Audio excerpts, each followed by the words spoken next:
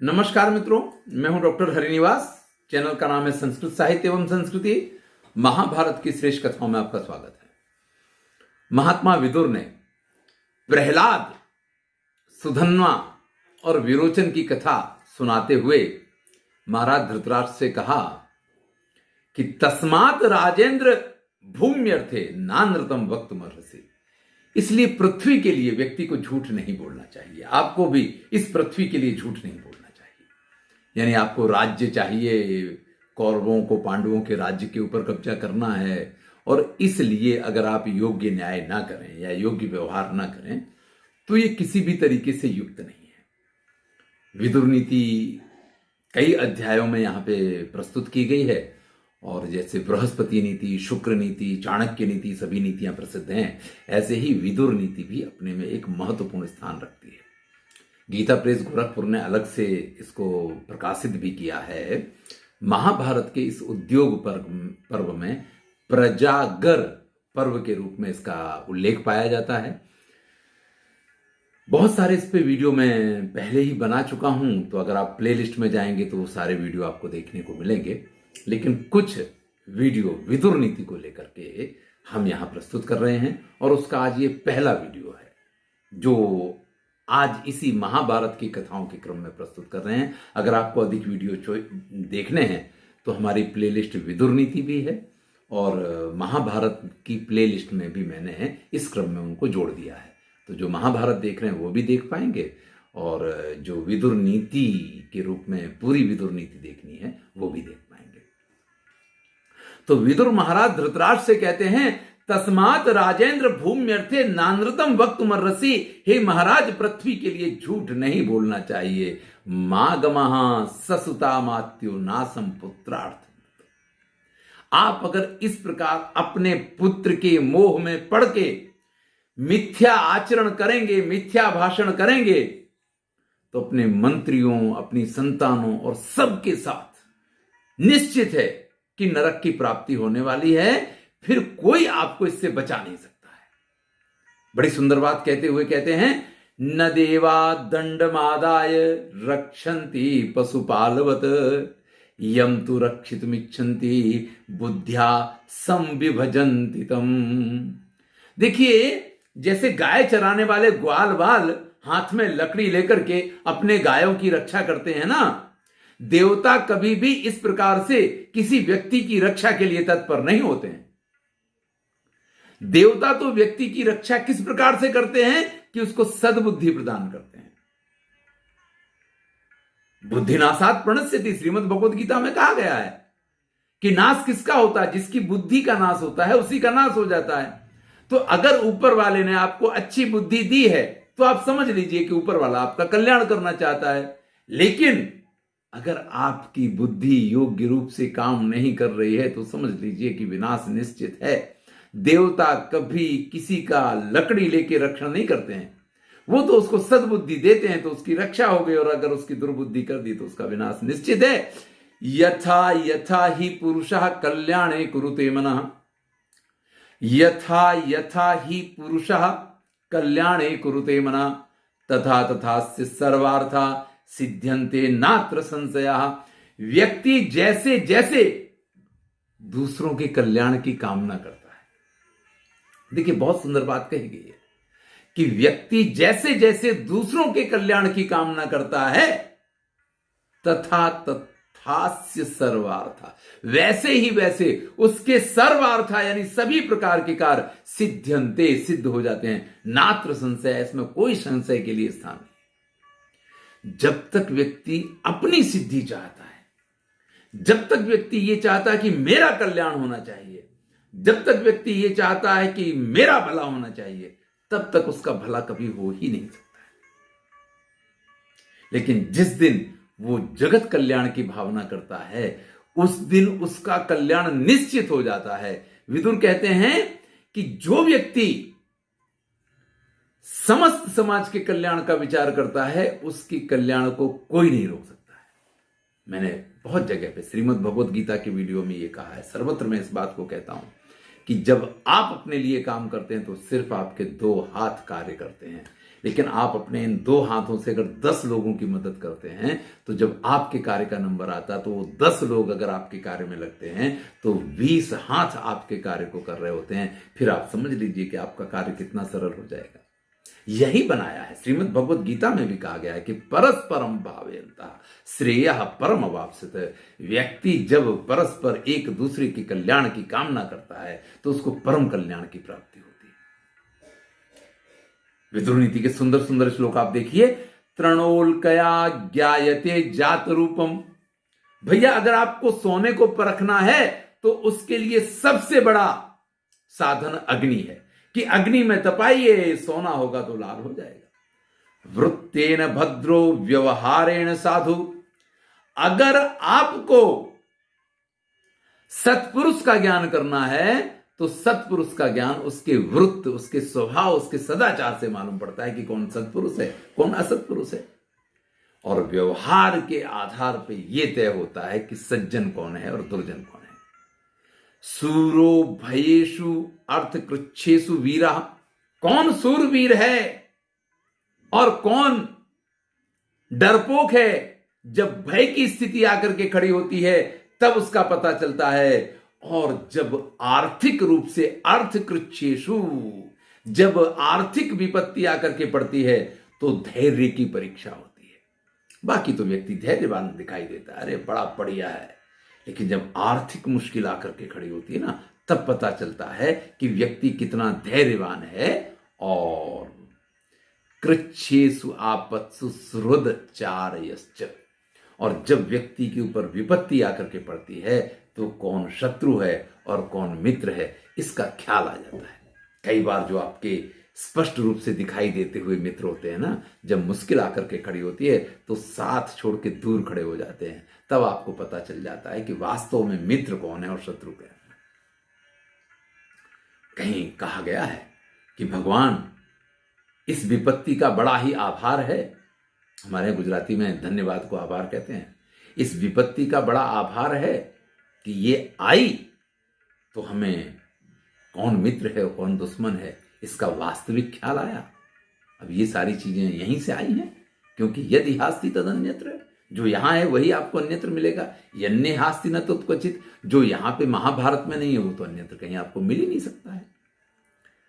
धृतराष्ट्र से विदुर कह रहे हैं कि जरा रूपम हरति ही धैर्यम आशा मृत्यु प्राणान धर्मचर्याम असूया क्रोधाश्रियम शीलमनार्य सेवा ह्रियम कामः सर्वमेवाभिमानः।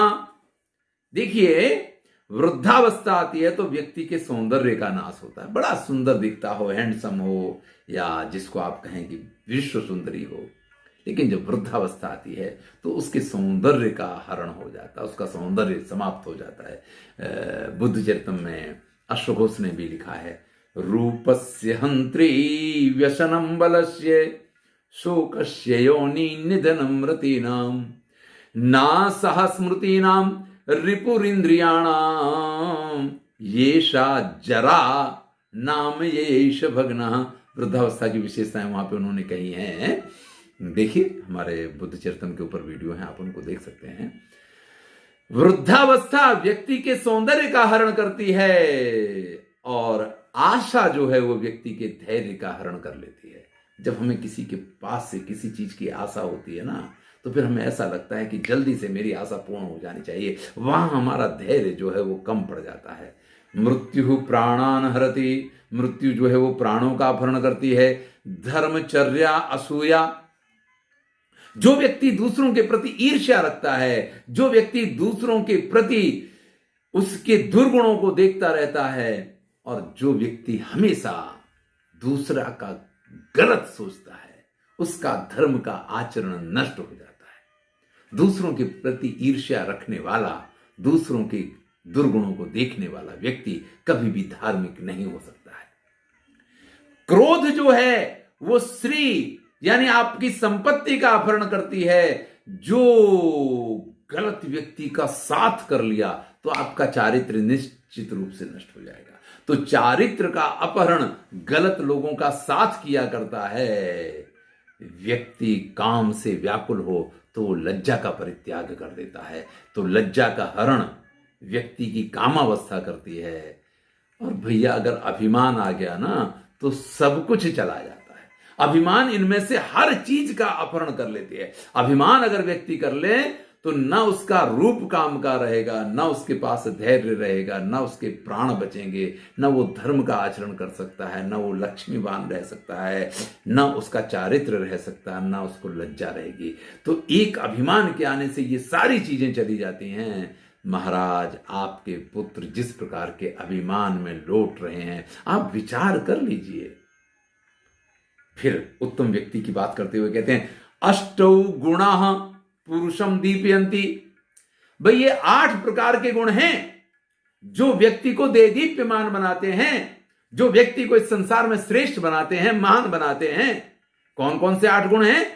प्रज्ञा, कौल्यम, प्रज्ञा यानी बुद्धि, कौल्यम यानी उत्तम कुल, दमः इंद्रियों का निग्रह, श्रुतम विद्वत्ता। आप अच्छा अच्छा सुनेंगे तो आप बड़े विद्वान बनेंगे। सुनते रहिए हमारे चैनल को, यही तो है श्रुतम। पराक्रम, पराक्रमी होना, बहुभाषिता, बहुत अच्छा बोलना जानता हो। दानम यथाशक्ति, यथाशक्ति दान करने वाला। और कृतज्ञता, लोगों के प्रति कृतज्ञता का भाव रखने वाला। ये 8 गुण जिस व्यक्ति के अंदर हैं, अरे जरूरी नहीं कि 8 के 8 हों, इनमें से और 2-1 गुण भी होंगे तो वो व्यक्ति जो है वो उन गुणों के आधार पे देदीप्यमान होगा। फिर से देख लीजिए कौन कौन से गुण हैं। प्रज्ञा, बुद्धिमान होना, तो भैया बुद्धिमान है तो फिर तो वो लोगों के बीच में चमकेगा। कौल्यम, उत्तम कुल होता है तो भी व्यक्ति का भाई फलाने की कुल में इनका जन्म हुआ है, इस प्रकार से वो देदीप्यमान होता है। दमस्य, इंद्रिय निग्रही हो तो अलग ही मालूम पड़ जाता है कि भाई ये व्यक्ति विशिष्ट है। श्रुतम, जो विद्वान है वो भी अलग ही मालूम पड़ जाता है, क्योंकि उसका एक अपना तेज होता है, उसकी एक अपनी तेजस्विता होती है।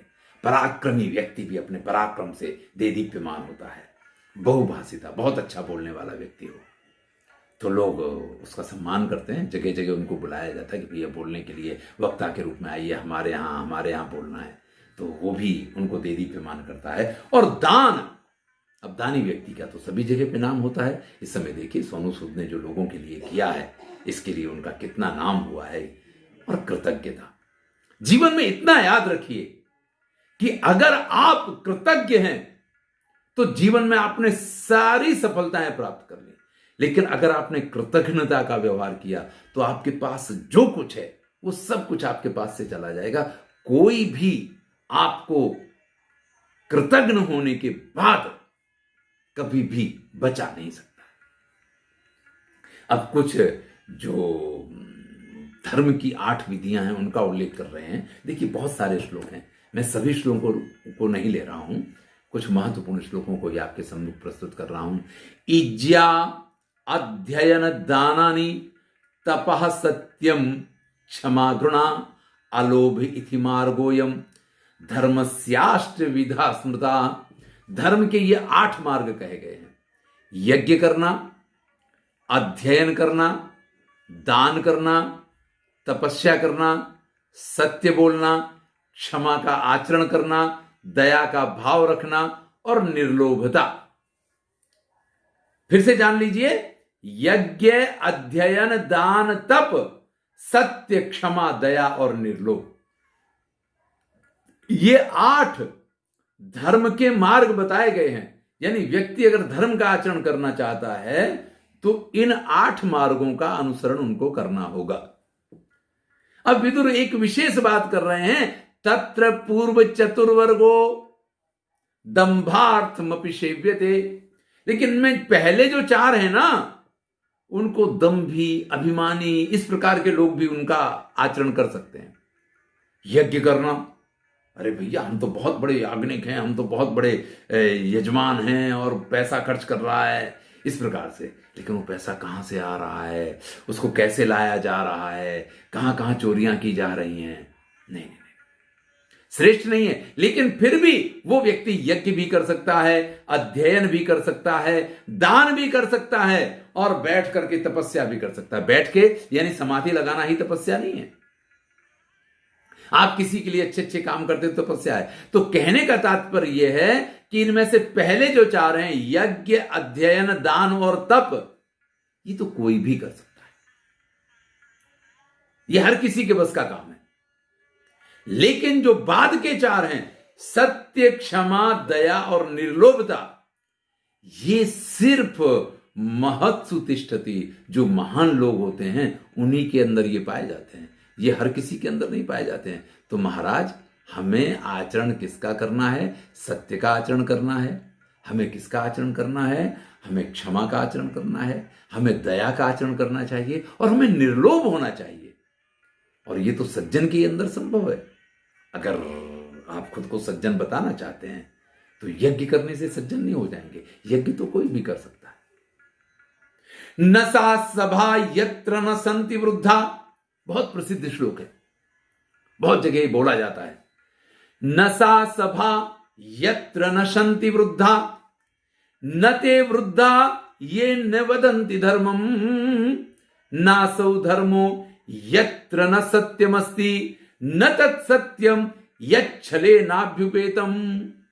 वो सभा नहीं हो सकती है जिस सभा में वृद्ध लोग विद्यमान ना हो, और उसको वृद्ध नहीं कहा जा सकता है जो धर्म का उल्लेख ना करे, यानी जो धर्म का ज्ञान ना दे, जो अधर्म की बात करे, वो वृद्ध नहीं हो सकता है। और वो धर्म नहीं है जिसमें सत्य ना हो, और वह सत्य नहीं है जिसमें छल विद्यमान हो। ध्यान दीजिएगा, वो सभा नहीं है जहां वृद्ध ना हो, वो वृद्ध नहीं है जो धर्म की बात ना करे, और वह धर्म नहीं है जिसमें सत्य ना हो, और हम उसको सत्य नहीं कह सकते हैं जिसमें छल विद्यमान हो, क्योंकि सत्य है तो उसमें छल नहीं हो सकता है। 10 में स्वर्ग योनिया, अब स्वर्ग के 10 मार्गों का उल्लेख कर रहे हैं कि अगर आपको स्वर्ग जाना है तो इन 10 का आचरण अगर आप करते हैं, या इनमें से किन्हीं का आचरण आप कर पाते हैं, तो आपको स्वर्ग निश्चित प्राप्त होगा। अब ये स्वर्ग कहीं आसमान में कोई ऐसा स्थान है जहां अप्सराएं आपकी आरती के लिए खड़ी हुई हैं, या जहां पे बहुत सारा सब कुछ है, ये मानने की आवश्यकता नहीं है। अगर आप इसी जीवन में सभी प्रकार के सुखों का अनुभव कर पा रहे हैं तो आप स्वर्ग में हैं, और आपको हर बात में दुख होता है तो भैया आप नरक में हैं, ये आप मान लीजिए। तो सत्यम, रूपम, श्रुतम, विद्या, कौल्यम, शीलम, बलम, धनम, शौर्यम चा, चित्रभाष्यम चा, 10 में स्वर्ग योनिया। सत्य का आचरण करना, सौंदर्यवान होना। भैया अगर आप सौंदर्यवान हैं तो लोग आपके पीछे घूमेंगे, आगे पीछे घूमेंगे, अप्सराएं मिलेंगी या देवता मिलेंगे। अगर कोई अप्सरा है तो उसको देवता मिलेंगे, अगर कोई देव तुल्य है तो उसको अप्सराएं मिलेंगी। तो अगर आप रूपवान हैं, अगर आप सत्यवादी हैं, अगर आप श्रुतम, आप विद्वान हैं, अगर आप विद्यावान हैं, अगर आप कुलीन हैं, अगर आप शीलवान हैं, अगर आप बलवान हैं, अगर आप धनवान हैं, आप शौर्य पराक्रमी हैं, शक्तिशाली हैं, चित्रभाष्यम, या आपको बहुत अच्छा बोलना आता है, तो आप स्वर्ग में हैं। यानी ये सारी चीजें आपको सुखी बनाने के साधन हैं। इन सभी चीजों के माध्यम से आप सुखी हो सकते हैं, ये कहने का अर्थ है। फिर कहते हैं दिवसे नैव तत्कुर्यात् येन रात्रौ सुखम वसेत। भैया दिन में वही कार्य करने चाहिए जिनके करने से रात्रि को शांति की नींद आ पाए। दिन में वही कार्य करने चाहिए जिनका विचार करने से रात्रि की नींद ना उड़ जाए, और 8 महीने तक ऐसे कार्य करने चाहिए कि चतुर्मास के 4 महीने शांति से बैठ के खाया जा सके। अब देखिए, ये महाभारत कालीन व्यवस्थाएं थी कि चतुर्मास में लोग बाग, जब बारिश हो रही है तो ना तो आपके घर में लकड़ियां, अगर आपने पहले उसका साधन करके नहीं रखा है तो बारिश में गीली लकड़ियों से तो खाना नहीं बन सकता है। और सिर्फ लकड़ियों की बात थोड़ी है, उस समय न तो आपको बाहर से बहुत सारी चीजें ऐसी जो प्राप्त नहीं हो सकती हैं, अगर बारिश हो रही तो आप कहां निकल पाएंगे। आज जैसे साधन सामग्रियां नहीं थी, आप ऐसा मान लीजिए, और हर व्यक्ति के लिए तो सुलभ नहीं थी, राजा लोगों के लिए सुलभ होंगी। तो 8 महीने तक ऐसा कार्य करना चाहिए, येन वर्षा सुखम वसेत, जिससे वर्षा ऋतु सुखपूर्वक जानी चाहिए। पत्नी को ये कहने का मौका ना मिले कि तेरी 2 टकिया की नौकरी में मेरा लाखों का सा बन जाए, हैं? तो भैया पूर्वे वयसि तत्कुर्यात् येन वृद्धा सुखम वसेत, अपनी पूर्व अवस्था में इतने कार्य कर लेने चाहिए जिससे कि वृद्धावस्था शांति से निकल जाए। अगर वृद्धावस्था में भी काम करना पड़े ना भैया, तो आपकी जवानी व्यर्थ चलेगी। यावत जीवेन तत्कुर्यात् येन प्रेत्य सुखम वसेत, और जब तक जिंदा हो भैया तब तक ऐसे कार्य कर लो कि मरने के बाद ऐसी स्थिति नहीं आए कि आपको ये सोचना पड़े कि जीते जी ये कर लिया होता तो अच्छा था। मरने के बाद शांति रहे, इस प्रकार के काम जीवन में करने चाहिए। तो दिन में ऐसे कार्य करो कि रात्रि को शांति की नींद आए। 8 महीने तक इतनी मेहनत करो कि 4 महीने शांति से बैठा जा सके। अपनी पूर्व अवस्था में इतनी मेहनत कर लो कि वृद्धावस्था में कार्य करने की आवश्यकता ना पड़े। और भैया जब तक जिंदा हो, जब तक इस संसार में जीवित हैं, तब तक ऐसे कार्य कर लो जिन कार्यों के करने के कारण मृत्यु लोक से जब हमारी विदा हो, हैं, तो लोग रो रहे हों लेकिन हम हंसते हंसते जाएं, हमें परलोक में जाकर के किसी चीज की चिंता ना रहे। और कुछ ज्ञान की बातें सुनते हैं। जीर्णम अन्नम प्रशंसन्ति भार्या च गत यौवनम सूरम विजित संग्रामम गतपारम तपस्विनम। भैया उत्तम भोजन वही है जो पच जाए, यानी पचने के बाद भोजन की प्रशंसा संभव है। आप खाते जाएं और प्रशंसा करते जाएं और फिर इतना खा जाएं कि पचे ही नहीं, सुबह पेट खराब हो जाए, तो दूसरे दिन आदमी कहेगा अरे यार ऐसा खाना था कि खाने के बाद मेरा तो बिल्कुल, आप समझ लो मैं कल से बड़ा परेशान हूं, फिर आदमी ये कहेगा। तो दोष उस खाने का नहीं है, दोष आपका भी हो सकता है, लेकिन आप भी वो दोष डालेंगे उस खाने के ऊपर। तो खाने की प्रशंसा तभी होती है, भोजन की प्रशंसा तभी होती है जब वो पच जाया करता है।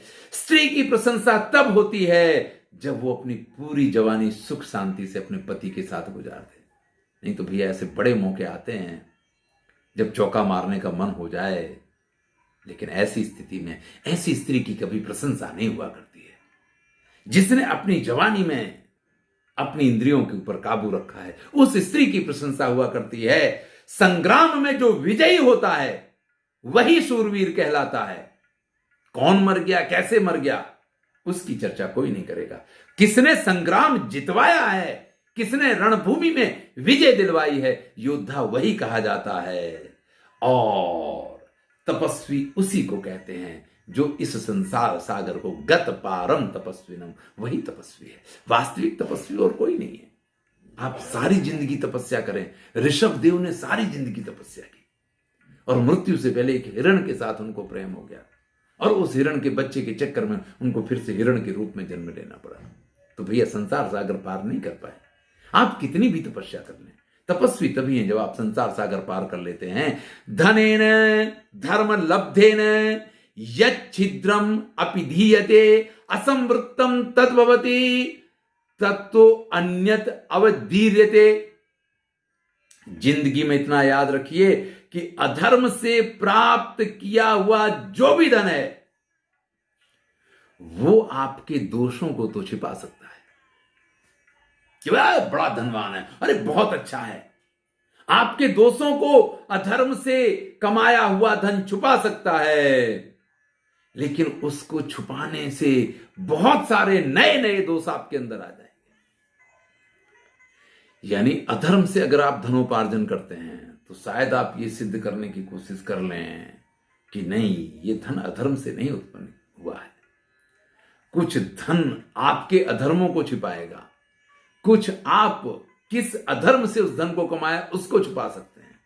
लेकिन इस सब चक्कर में इतना कुछ गड़बड़ हो जाएगा, वो कहते हैं ना कि एक झूठ को छुपाने के लिए व्यक्ति को और 10 झूठ बोलने पड़ते हैं और फिर उन 10 झूठ को छुपाने के लिए और 100 झूठ बोलने पड़ते हैं। व्यक्ति की जिंदगी झूठ से, इसी प्रकार से यहां व्यक्ति की जिंदगी अधर्म से भर जाया करती है। गुरु आत्मवताम शास्ता, देखिए जो अपनी आत्मा का कल्याण चाहते हैं उनका शासक गुरु होता है। गुरु आत्मा का शासक होता है।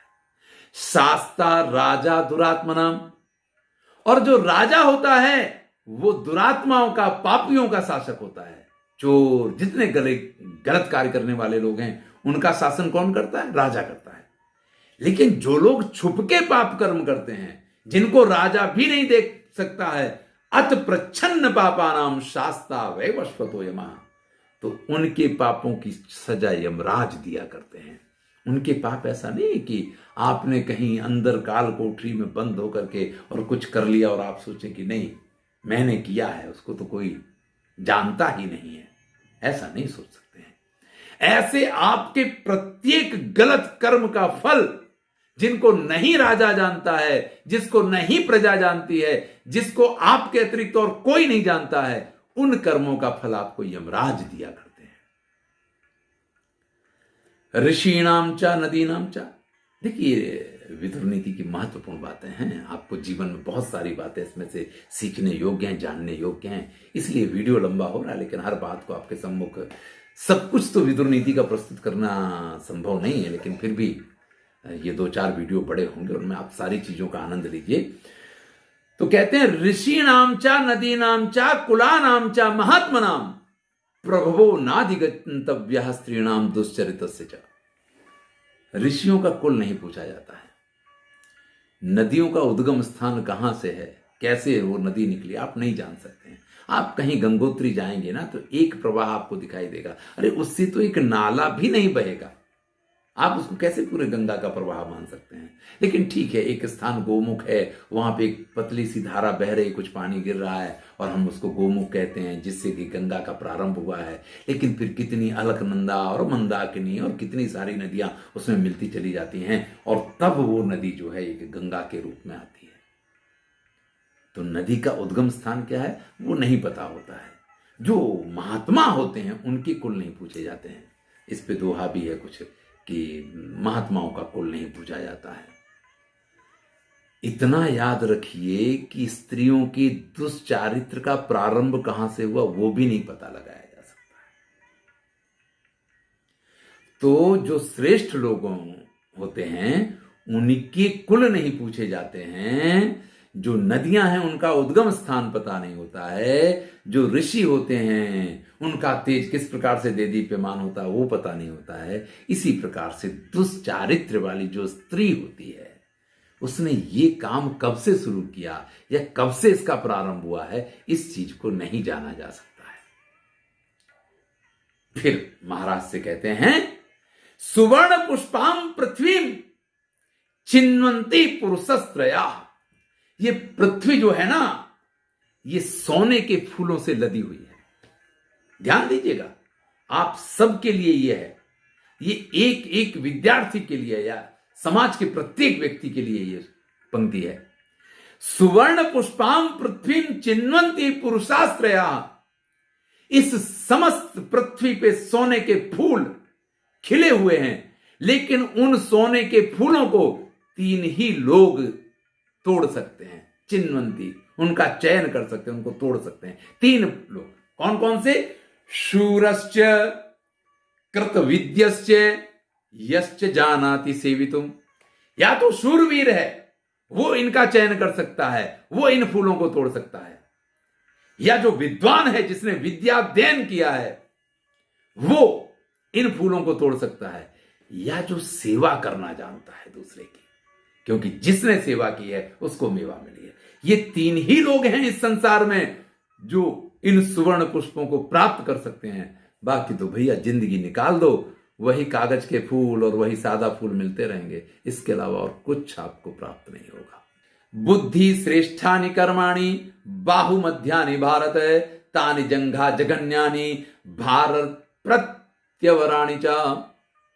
देखिए, ब्राह्मण क्यों श्रेष्ठ है, क्षत्रिय क्यों मध्यम है, वैश्य और शूद्र क्यों उनकी सामने निकृष्ट कक्षा में आते हैं।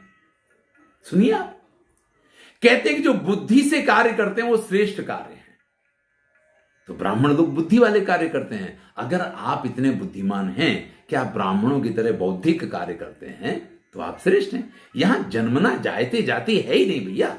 महाभारत में कहीं इस चीज का उल्लेख नहीं पाया जाता। श्रीमद् भगवद गीता में स्वयं भगवान श्री कृष्ण ने कहा है चातुर्वर्ण्यम मया सृष्टम गुण कर्म विभाग सा। गुण कर्म के आधार पे मैंने 4 वर्णों की रचना की है। अब फिर ठीक है, कहीं किसी कथा में कुछ आया हो, कहीं किसी कथा में कुछ आया हो, कहीं किसी संहिता में कुछ आया कि भाई ब्राह्मण तो जन्म से ही श्रेष्ठ होता है।